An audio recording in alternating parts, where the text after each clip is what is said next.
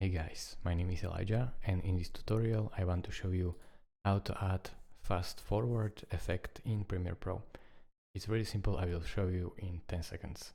First thing, select the area of your clip where you want fast forward to start, then cut it using C and cut, click on it, and then the area where you want fast forwarding to end, cut it as well.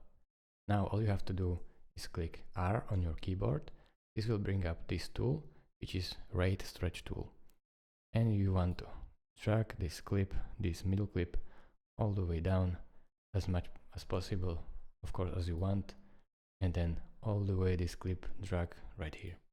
Now, as you can see, when I play it, it is fast forwarded. So we can fast forward it even more by just dragging it more and then connecting it again, and voila, it's like that. You can also add audio effect underneath and video effect, for example this blinking arrow. So thank you for watching.